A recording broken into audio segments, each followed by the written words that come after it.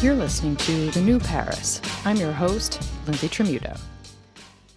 Earlier this season, you heard from Lisa Allen, an American woman working in and educating on chocolate.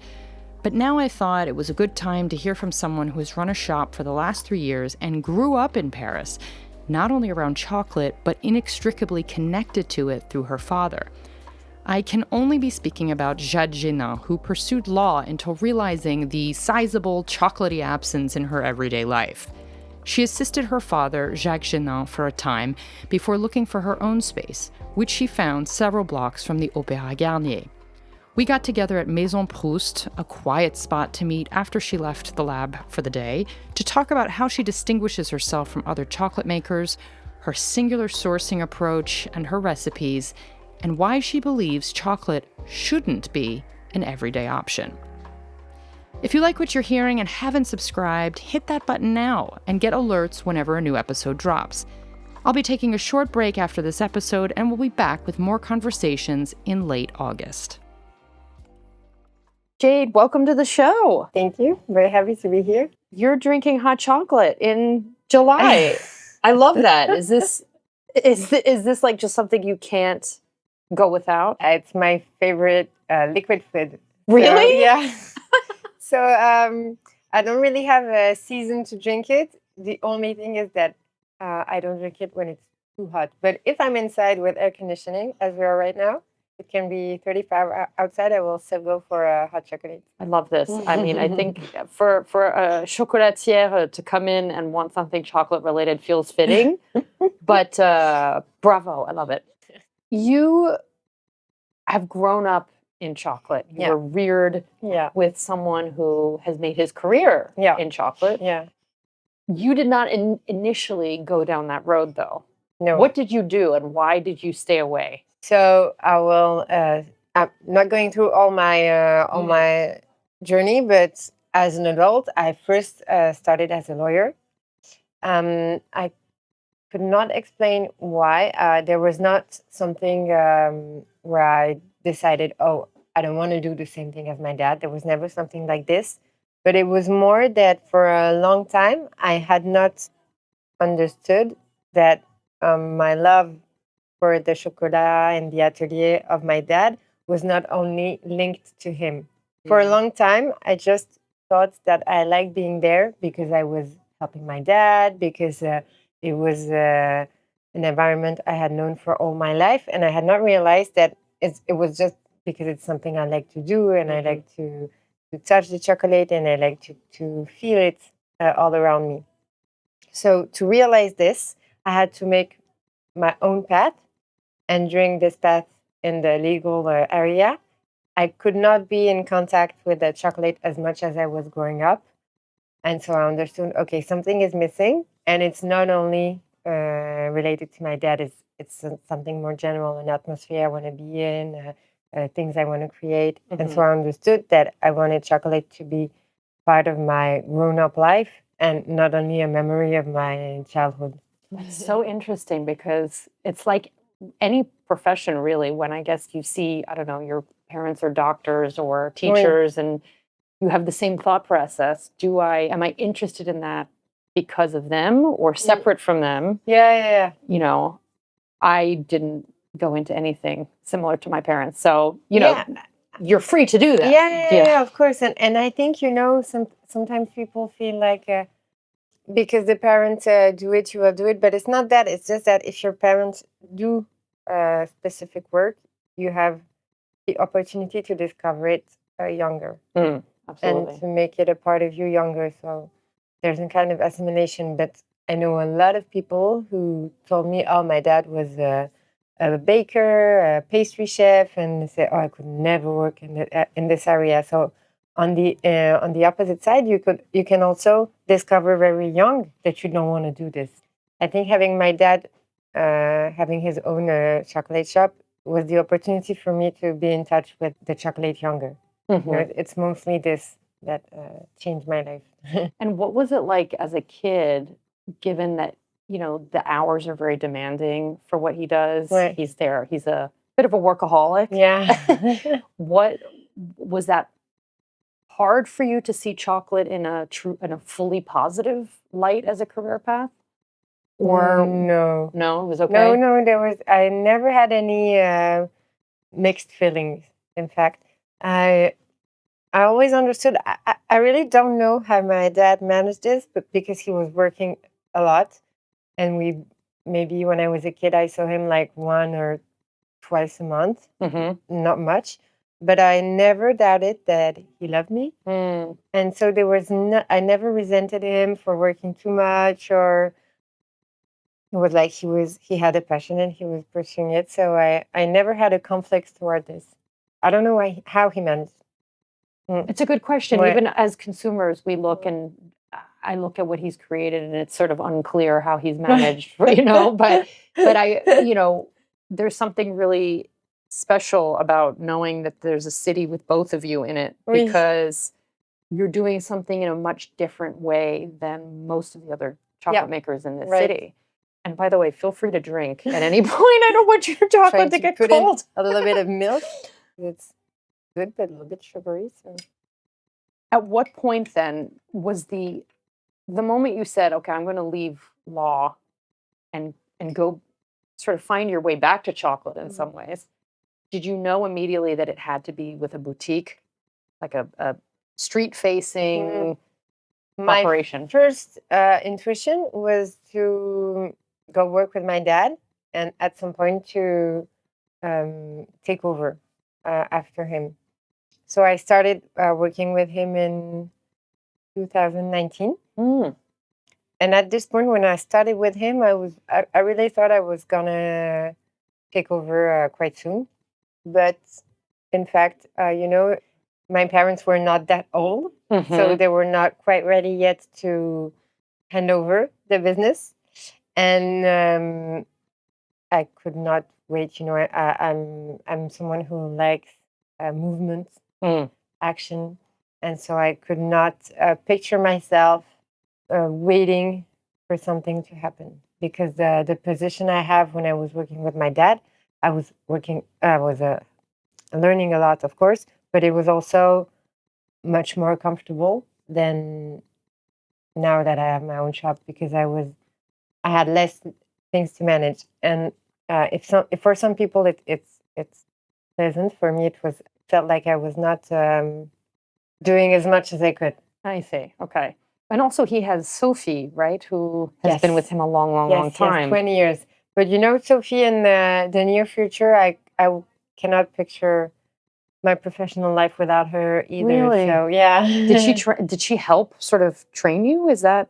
Not really, because my training was quite special. In fact, because I already knew how to do most of the things. The only thing is that for all the manual works, the more you do, the better you do.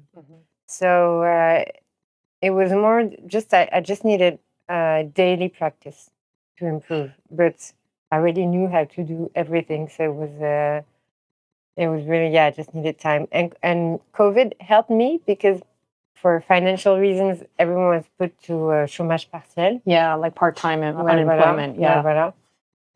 And so it was only me and my dad at some point. Wow. And so I learned a lot, and I improved so much during COVID. So it was quite cool. It was quite strange, because it was only the both of us. We were working a lot. Yeah. But still, there was nobody in the shop. So there's the weird feeling when you work so much, but then you don't have the contact with people. Yeah, and the numbers were really bad, but you were working every day, so you're like, something doesn't add up. But Right. Well, that's a pandemic, I guess. Yeah. But it was actually a very fast learning period, because I did so much things in a little time, ouais, really. Ouais, right? ouais. Fast forward, you opened your shop now 2 years ago? 3. Well, September is going to be 3. So, okay. So you had to figure out where to open this business, right? In a city full of chocolate makers, but also there are areas where you could use someone else's style. It's quite hard to find the right place. And I'm never sure you can really find it, because there are some areas that are too expensive. some areas that are too touristic, so some areas that are not high standard enough, some areas that are more, I don't know, office areas. So it's quite hard to find the right balance. At the beginning, I just told the real estate agent that was helping me, well, anywhere in Paris, in the center of Paris, except Saint-Michel and Opéra. Except Opéra. Oui. Interesting. Because for me, and I was born and raised in Paris, so I think for a lot of other Parisians too, you don't go to Opéra unless, it's more for tourists. And it's fine to be a tourist. I'm a tourist sometimes also. Right. It's normal. It's not this. It's just that I feel that for a chocolate brand or pastry or whatever, you first need to have local customers to have your reputation, and then the tourists, they will come because of this reputation. But for example, people are going to Pierre Hermé not because he's in touristic place, but because in every guide now you have to go to Pierre Hermé. Right. I felt like first I had to have a local customer, so that's why I was not going for places I felt were too touristic. But then when I visited Opera, the real estate agent, he told me, okay, you come and visit because there's this place that is exactly what you're looking for inside. So I wanted the atelier to be visible from outside and to be at the same place. And I wanted something with high ceilings and stuff. So it's true, it has all the features I was looking for. And he told me, I know you don't like Opéra, but in this specific section, you also have Pierre Hermé, you have Cédric Grolet, so it would be a nice path to go through. And he convinced me, so I went there, and I felt like it was the perfect place. Do you think that proximity to others has helped? I don't know if it helps, but I don't think it's bad. Okay. Like, for example, if you take the Avenue Montaigne in Paris, you have all the luxury shops, and I feel that people who shop there, they go there because they know there will be all the luxury shops. So I think it can be quite good, actually. So do you feel like you were able to get any of that local clientele, even though you're on Avenue de l'Opéra? Yes, in fact, because there is a lot of office in this area, so I don't have customers, like I don't have Parisians walking around, but I have people from offices that come after their office hour before going to dinner. Yeah. So they also get to know. It's a perfect spot. So then you have also tourists and Parisians people, and also we're not far from some good hotels. Yes, So absolutely. it's also the concierge of the hotel, they can recommend places not far. So it's a good mix in the end. And the shop is really beautiful. You Thank do you very have much. those high ceilings. Yeah. As you say, you have these beautiful displays. And you've come up with your own sort of signature shapes, right? Yeah, right. Le pyramide. Exactly. What were some of the non-negotiables that you wanted to instill in this business from the beginning, whether that's design or sourcing? I think once you told me about some of your chocolate sourcing. Yeah. But maybe it's also other ingredients. Like, what was crucial for you? The things that taste-wise, I really wanted to go for something that was showing to people that chocolate was not only, so you can help me, gourmand. There's no translation for this. Indulgent, right? Yeah. Gourmand, almost being like, I don't like the word sinful, but like a sinfully delicious and indulgent thing. Yeah. People, when they think about chocolate, they mostly think of this.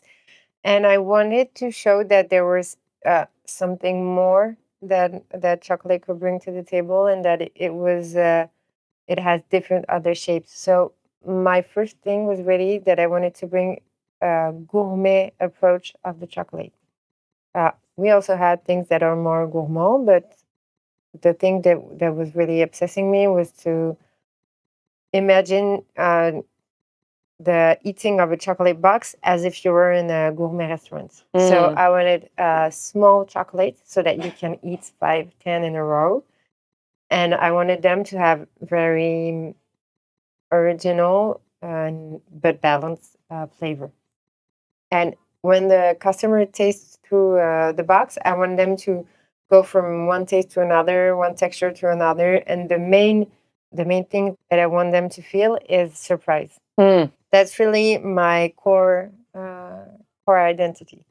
We also have different proposals for people that want to go for more timeless chocolate, like praline et noisette and rocher, and we also have those classics.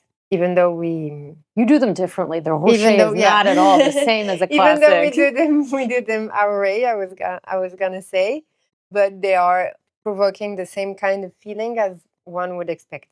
But my core identity is really on the Pierre Millon, and that's what I wanted to bring to the table. And for the ingredients that we use, I really want that all the ingredients that we use are something that the customer know. It seems quite obvious for the savory dishes, but in pastry and in the chocolate world, you would have a lot of ingredients that are commonly used that cannot be found, for example, in the markets, like trimoline, glucose syrup, all kinds of stabilizer or whatever. And I really didn't want all of these. This directly comes from my dad. Yeah, because he was the first one to launch those kinds of chocolates with only fresh and natural ingredients. So nothing to make it. I mean, the shelf life is a few weeks, right? Yeah, That's right. it. Yeah. 2 weeks. Okay. So no aromas, even though they are natural. Me and my dad, we don't use any aromas, so we only go from the fresh product. For example, if we have a basil chocolate, we will use the basil leaves. No aroma, no preservatives, no texturizer. You have some texturizer to make it thicker, to make it. Interesting. There's a lot of things, which are, I don't know why, used so much in pastry and not in the savory dishes. I mean, there's two standards. Even if you go in super nice place and palace, and for the pastry, a lot of people will use stuff like this. Maybe because it's transformed, so we don't see them.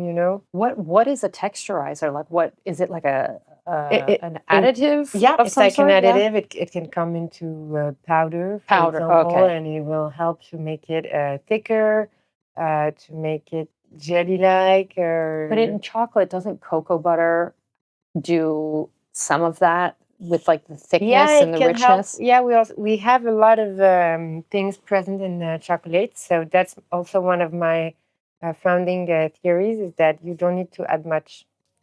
And that's why also in my chocolates, I don't use cream or butter. And I don't add sugar, unless it's praline because it's part of the recipe. But Right. I don't add, because you have already in the chocolate, you already have the milk. If you use the milk chocolate, you already have the sugar, you already have the fat with the cocoa butter. So I try to balance my recipes using the info of the chocolate. Right. To let it do what it's supposed to do, essentially. And I feel that you have something very more concentrated and focus on the taste you want to highlight. For example, we have a lemon ganache. So for the lemon ganache, I only use lemon juice that we squeeze, chocolate, and for this one, we use a little bit of cane sugar, because otherwise it would be too acidic with the lemon. But you only have those three ingredients, and we cook it in a way that sugar and the lemon juice gets a little bit thicker, and then we just add chocolate, and that's it. So you're going to have a very acidic ganache. But creamy like a ganache. But creamy like a Right, ganache. okay. So that was really what I was going for, because for me, if you have a lemon ganache that has the taste but is not very sour, but then you're missing the spirit of the lemon. Sure. And that's what I'm trying to go for in all the chocolate. And what about where your sort of source chocolate comes from? I know that was very important to you as well. Yeah, that was very important, because chocolate, so it's a very, very long story, but let's summarize it into chocolate business. Cacao bean business can be very problematic, from the growing to the distribution to the sorting. Because it's a very fragmented market, you have a lot of intermediaries in between the farmer and us. it can bring it brings in some problems. Mm-hmm. You don't have this for the other foods because generally the circuit is much more shorter. It's sort of more like coffee in that way. It's right? Yeah, and it's even more complicated than coffee, because for thousands of reasons, there's a farmer, then he needs to sell his cacao beans to a cooperative. Then the cooperative will redistribute it to other people who will maturate it and make it dry. And then it will go to someone else and someone else, and then come to us. It's very, very complicated. It can be, I think we could talk about, I could really talk about it for like 1 hour, a full podcast.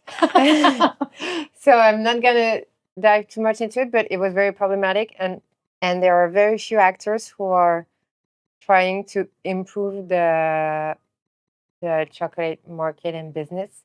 And for me, it was very super important to help and to put those people into light, because I don't know why, but it's not something that is very that has been brought to the concern of the consumers. So there have been like a few reports and child labor and all these sorts of things, and yet I don't think it sticks. No, it doesn't. So people don't really care about it, and sadly, in the world we're living, if the consumer don't care about it, a lot of people will not take action. So there's a lot of professionals who just go for it blindly. Also, because even as a professional, if you don't take the time to dig in, you just receive your chocolate back. So you can, you're like, it is what it is. Right. You trust implicitly what you've been told. Right. And so I really wanted to do something special about it. And I meet the people from Choco. It's written XOCO, but because it's a company from Honduras, you will say Choco, the Spanish way. And those people are really reinventing the chocolate and cacao bean business. They are very special.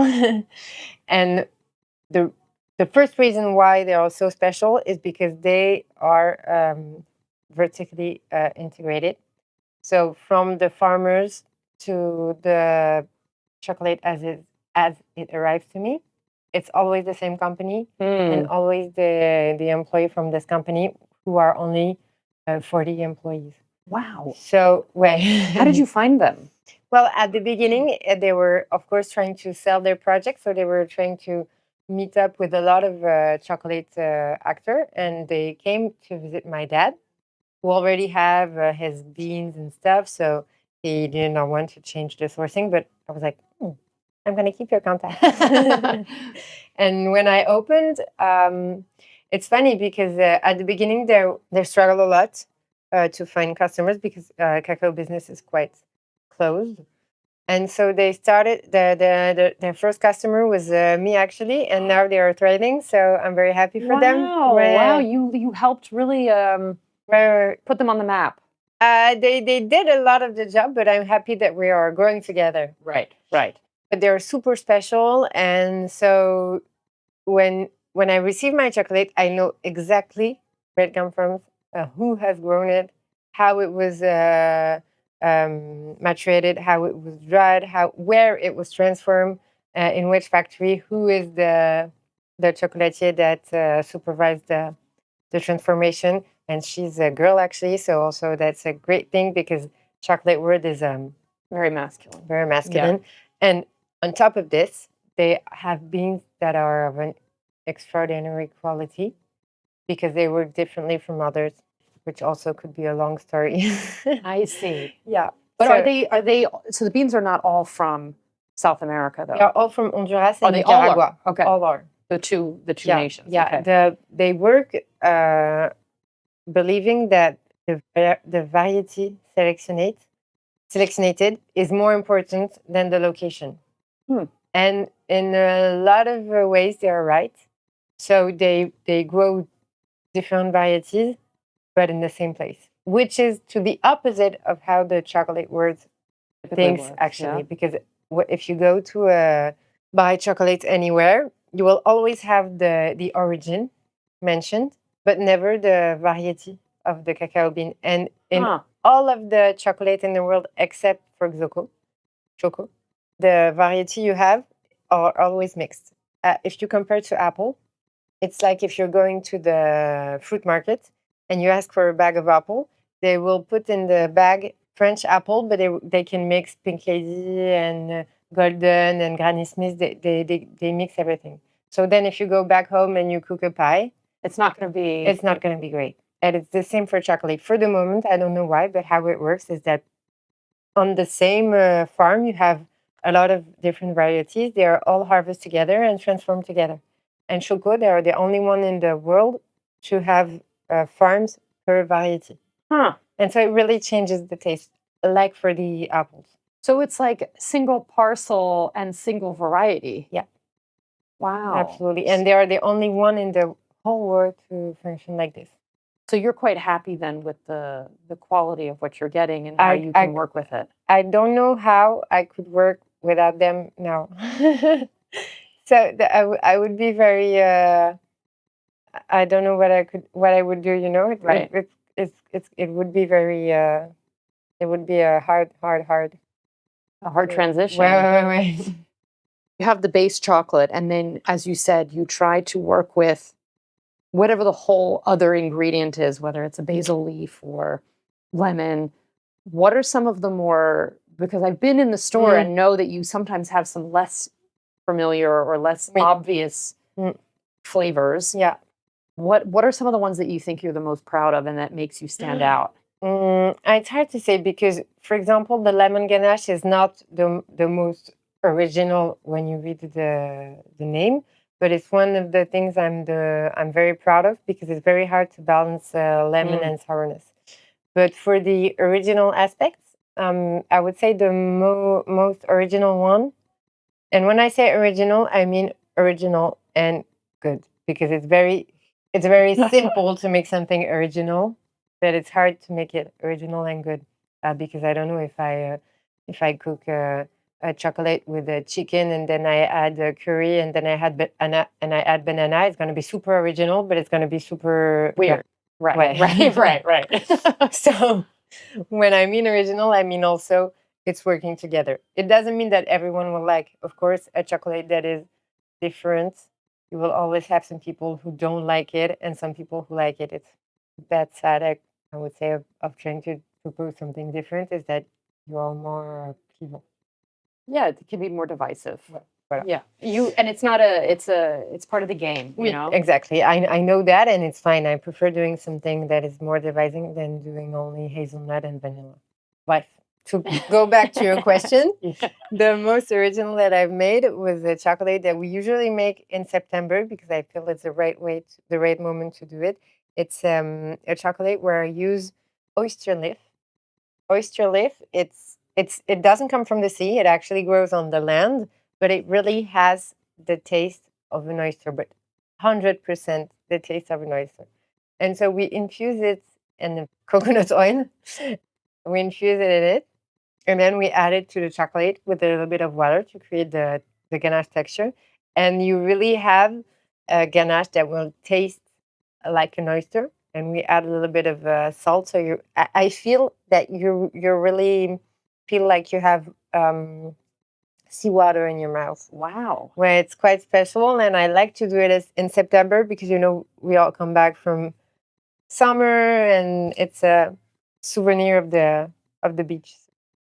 You do something this summer, and since this is a summer episode, I feel like we have to mention the kakigori, which you're doing, which is Japanese. Yeah. And not particularly chocolate related, right? In fact, I tried the chocolate kakigori, but I haven't come to something that I am proud of. So it's kind of frustrating because we have all this super taste, but yet I feel like we should have a chocolate kakigori, So for those listening who might not fully know what it is, it's like a shaved ice. Exactly. It's the Japanese shaved ice. So in Japan, how you would find it is ice shaved, and on the top they usually put matcha syrup or prune syrup, and they have also the red beans. The red bean paste. Red bean paste, yeah. That's very traditional. Of course, they have a lot of different fruit taste, whatever and stuff. I really like this dessert because the texture is so specific, and we don't have it in France. So I really wanted to put it forward. And the Japanese, they are very specific because they do not just crush ice; they really shave it very thinly. Yes. So you really have the snow texture. Yeah. So that's what makes it so special. It's really the snowy texture. And so I wanted to bring it in my shop. Same spirit as the chocolate. I wanted people to discover something. You know, we have a lot of very, very good ice cream in Paris, and so I did not want it to be another ice cream. Right. I preferred to offer something to the customer. Yeah. But I still used the French savoir-faire on ice cream and sorbet because instead of going for shaved ice, I prefer I prefer like a sorbet, but with a lot of less sugar, and then we shave this. Oh, so you're shaving the sorbet, not ice. Yeah. Interesting. Yeah. Okay. We're deep freezing the sorbet, and because it has less sugar, it really gets like an ice cube, and then we shave this. Oh wow. And so the shaved dessert becomes much more flavory and intense. So you're sticking with then fruit flavors for the most part. Not only. Well, in fact, not at all. We have three big collection. The first one that was the one that we launched in first is let's say single taste kakigori. So you will have raspberry, vanilla, pistachio, hazelnut. This was our first collection, and whatever fruit you like. The second collection we made the second year was a collection inspired from traditional French pastry dessert. And so, for example, one of our bestseller is a kakigori that is inspired from the pavlova. Oh, delicious. So we have a mango passion kakigori, and then in layers we also have vanilla ice cream and meringue à l'italienne. So it means uncooked meringue, you know, the one that is creamy on top of dessert. Right. So this one is very, very indulgent, and it's really like a dessert. And we also have one like this for tiramisu. We also have citron basilic meringue, lemon basil and meringue. So we have all this collection that was very successful. So in fact, we stopped the single taste collection. And this summer we had a third collection that was also very successful. It's kakigori, but made with vegetables. So it's a whole vegetable only offering this year. So we have we also you also have the others. We kept the pastry because they are what most of people are looking for because they come for something sugary, you know. Yeah. But we also have this summer this proposal, and we have two tastes. The first one is tomato with stracciatella. Oh my gosh, right. It's amazing. I have to go. It's like a frozen gazpacho and layered with a stracciatella, which is the inside of the burrata. It's really, it's amazing. And then we have another one, which is super fresh and super light. And when it was like 40 degrees, it was my favorite. And it's rucola. Rucola. Roquette. Oh yes, arugula. Arugula. Okay, rucola, it's in Italian. With lemon.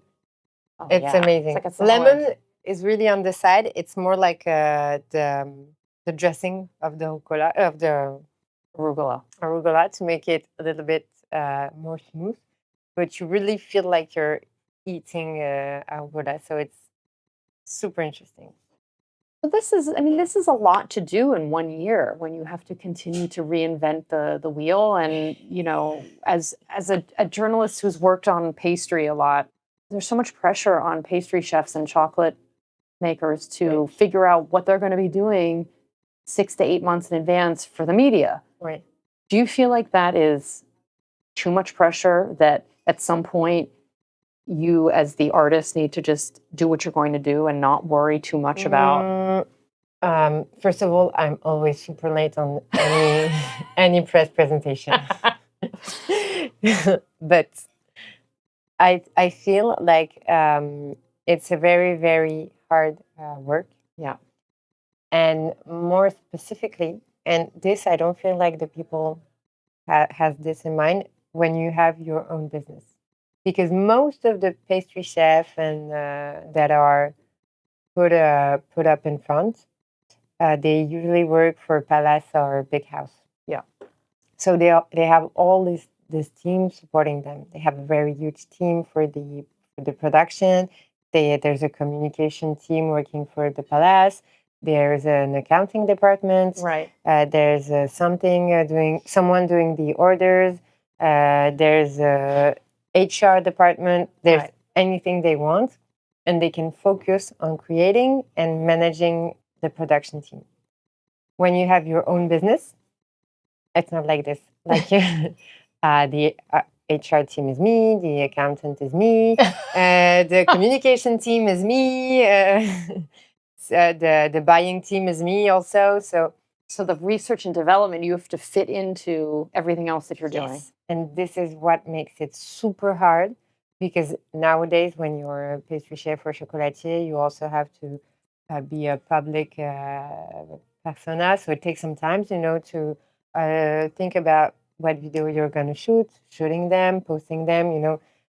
Usually it's someone is doing all those stuff. So I really feel like when you have your own business, and it's not a super worldwide business, it's like I have 5 or 6 works that I have to. Right. You have multiple jobs. Yeah. You're wearing Yeah. all of the hats, Yeah, as we say. Yeah, and it's very challenging.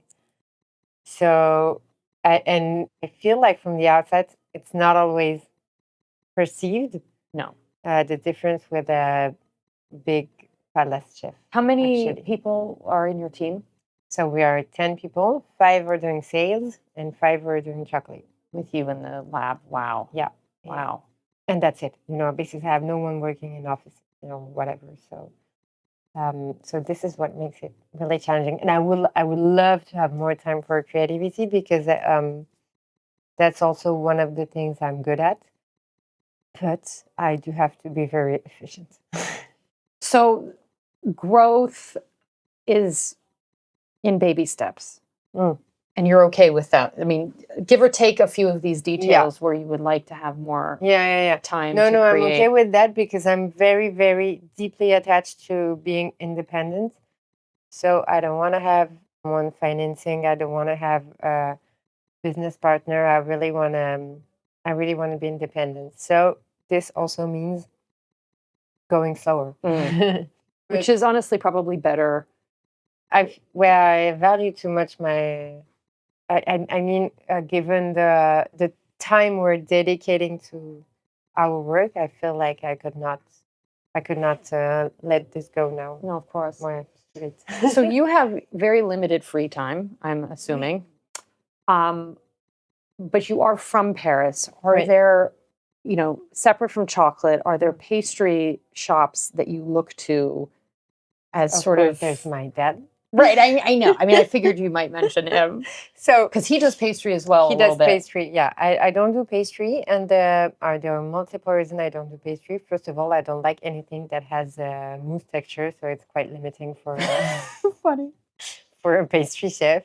But this being said, I really feel also that my dad is a taste master. I really think of him as a taste master. And so I feel like in pastry, anything he does is the best version that you can get of this pastry. So you don't need to go anywhere else, is what you're saying. Exactly. And also, I don't need to do it, because I feel like, for example, the galette des rois, which is my favorite cake. I feel like the one that my dad is doing is so perfect that if I do differently, it cannot be better. And so if I'm going to do the same thing as him, it's not interesting. Right.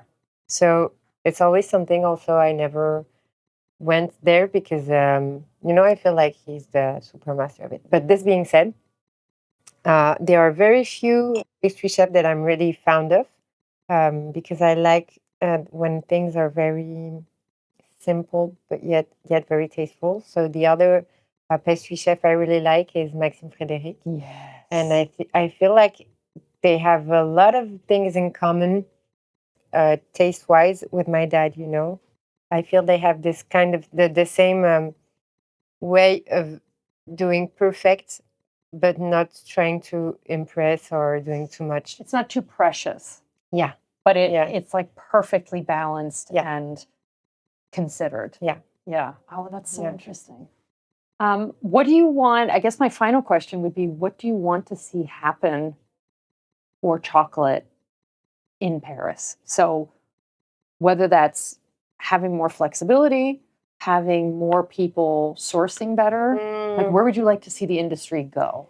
So for us professionals, I would love, and me included, I would love that we put a better effort into helping people knowing where the chocolate from, how it's transformed, and why it should not be considered as an everyday. Oh, you don't want it to be an everyday item. Well, it can be an everyday, but then you have to know. For example, when I was doing interviews, some journalists have told me yes, but chocolate from artisanal shop, it's more expensive. Not everyone can have them on a daily basis. And I was like, but it's okay. If you cannot buy it on a daily basis because it's too expensive, then don't. Because if the price is cheap, then there's a problem yes. in it. It's like fast fashion. It's like fast fashion, exactly. I was going to say this. Shein, it's not expensive because it's problematic. I'm not saying that you have to go to Dior to be non-problematic. Of course not. No. But the truth, when it's very expensive, it's not always good. But when it's super cheap, it's always bad. So it's okay. I feel we should learn to people, just like we did for fast fashion, that too cheap is not good. And I feel like for chocolate, it's not something that is very...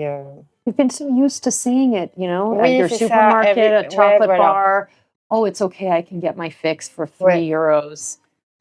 And there have been tons of big investigative reports about child labor. And I think the problem is that it's happening over there in other countries because far we don't from see mine. it. Yeah, exactly. We don't see it, and no one is talking about it. And I feel like we professionals, we should talk more about it, even though some people will still don't care.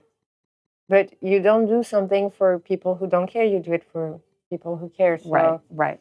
It's like fast fashion. Some people will say, "Oh, I don't care." Yeah. I go to Shein. Okay, go to Shein. It's pas grave. Or H&M or all of these. They're all basically the same. But that also means that some chocolate makers, if they were to do that, they would have to check themselves. Exactly. Because as I was saying before, it's not because it's expensive that it's good. Right. This is where the problem lies. So this is our part. I would like for us to be more responsible of what we're doing. And for the customers, chocolate is still very niche.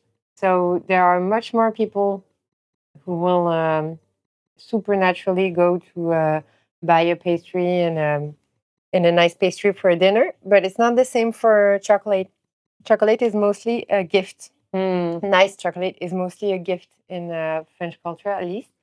And I would love that people would integrate it more in the dinner party rotation. Yeah. I mean, I give it to myself as a gift that I also eat regularly. So it's not really a gift that's, meant to be or for a special occasion. But it's true that that's already more than the way I think Americans typically look at chocolate, because they don't grow up eating even like a tablette, it's just we would eat bars or candy. Candy is very different than chocolate, right?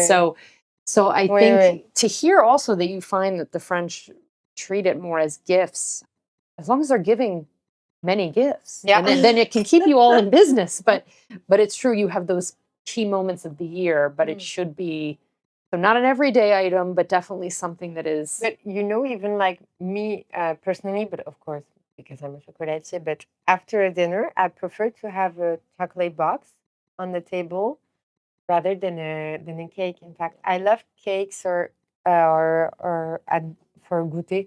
For like a snack time, yeah.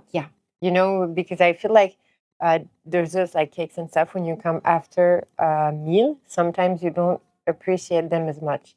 And chocolate is very practical and convenient because you can eat 1, 2, 3, 4 And so it's, I don't know, I feel I it's agree with fitting. you. Ouais. I agree with you. You can appreciate it more. Ouais. Well, that just means that everybody listening, if they're going to do that or give themselves or someone else a gift, they just go to one of two places in Paris. Jade, thank you so much. I know you've taken very time much. out of your busy schedule, and I'm coming for kakigori. Yeah, you have to. You have to. But thank you, and thank you Thank for you what very you're much. It doing. was very nice. That's the show for today. If you're listening on Spotify, be sure to check out the poll related to this episode by scrolling down in your app. There are more exciting conversations to come this season, so I hope you'll subscribe or share the show with a friend if you've been enjoying what you've heard so far. As always, you can find more from me at lindsaytremuta.com and at the New Paris Dispatch on Substack. À très bientôt.